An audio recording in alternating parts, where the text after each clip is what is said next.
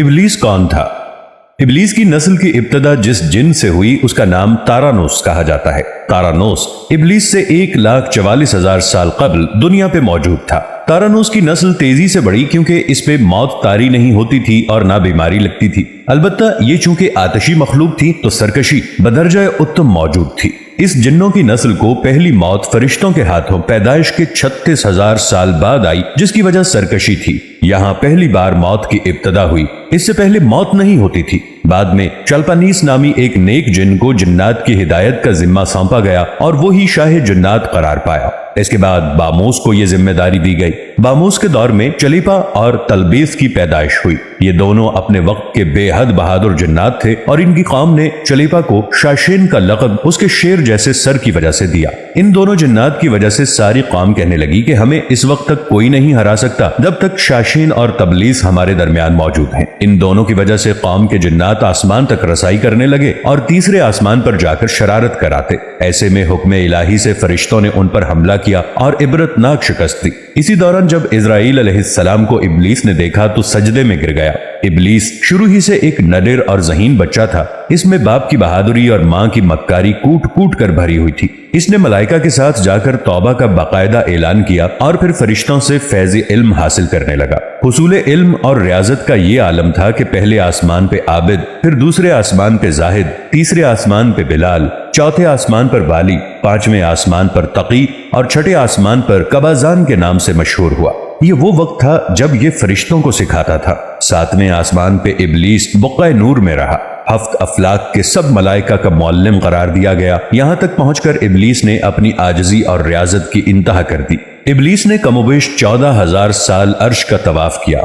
उसने यहाँ फरिश्तों में उस्ताद सरदार अज़ाज़ील के नाम से शोहरत पाई और कमोबेश 30,000 साल मुक़र्रबीन फरिश्तों का उस्ताद रहा। इबलीस के दरसोवाज की मियाद कमोबेश 20,000 साल है। फरिश्तों के साथ क़याम की मुद्दत कमोबेश 80,000 साल है। इबलीस को हुक्म हुआ कि दारोग़े जन्नत रिदवान की मुआवनत करो और अहले जन्नत फरिश्तों को अपने इल्म फजल से बहरावर करो। यूं इबलीस को जन्नत में दाखिले का परवाना मिल गया और जन्नत में भी अपने इल्म से दारोग़े जन्नत रिजवान को सैराब किया और यूं जन्नत रिजवान की कुंजियां इबलीस के पास रहीं। रिवायात के मुताबिक इबलीस खजानची के फराइज 40,000 साल तक अंजाम देता रहा। यही वो मकाम आला तरीन जन्नत रिजवान ही था जहां इबलीस ने पहली बार बादशाहत के ख्वाब देखना शुरू किए। उस वक्त इबलीस के पास हफ्त तकलीम, अफलाक, जन्नत और दोज़ख सब का इख्तियार था और उसने चप्पे चप्पे पे सजदे किए थे। मगर यहाँ पे इबलीस आजिज़ी से पहली बार भटका और खुद को बादशाह बनाने और रब बन जाने के ख्वाब देखना शुरू किए। कई मलाइका के सामने रबूबियत की बाबत बात भी की मगर मलाइका के इनकार के सबब चुप हो गया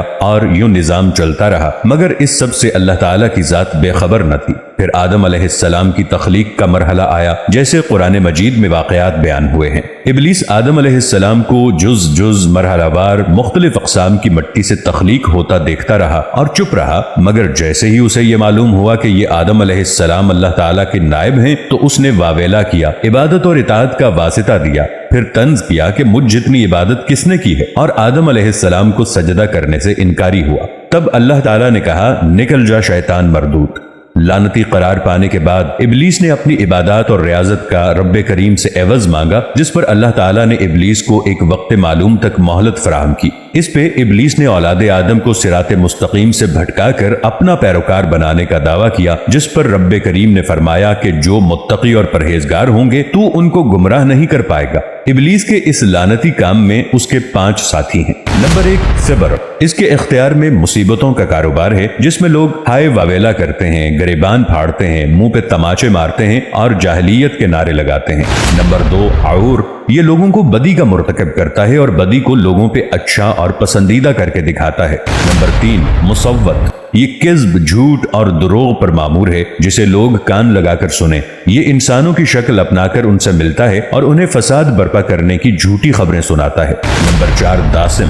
ये आदमी के साथ घर में दाखिल होता है और घर वालों के ऐब दिखाता है और आदमी को घर वालों पे गजबनाक करता है। नंबर 5, ज़कनियोर। ये बाजारों का मुख्तार है। बाजारों में आकर ये बददियानती के झंडे गाड़ता है। बाजारों में बुराइयों और फहाशी पे वरगलाता है।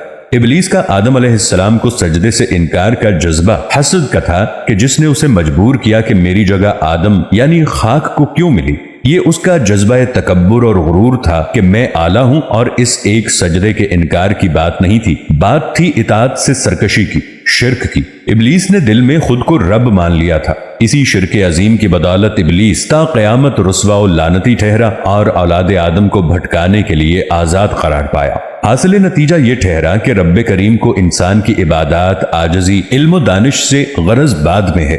رب کریم صرف دیکھتا ہے کہ دل میں اطاعت اور فرما برداری کتنی ہے، اور اسی بنیاد پہ تقوی اور پرہیزگاری کے درجے قرار پاتے ہیں۔ اللہ سے دعا ہے کہ اللہ ہمیں متقی بنائے، آمین۔